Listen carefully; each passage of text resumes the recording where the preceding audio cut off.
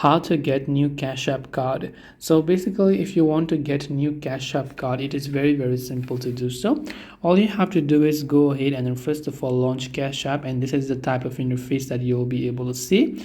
Now from the Cash App, you'll see this option called wallet icon. All you have to do is select that wallet icon there and select the card, and here you can say get free cash card. So you can just select that and you can select your card that you want in the style.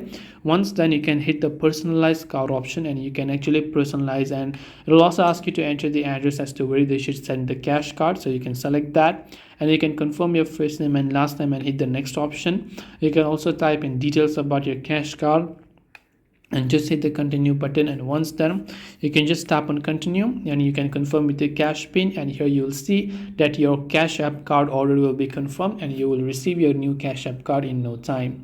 This way you will be able to get new Cash App card. I hope that this video really helped you. If you have got any further questions, feel free to also leave them down in the comment section below.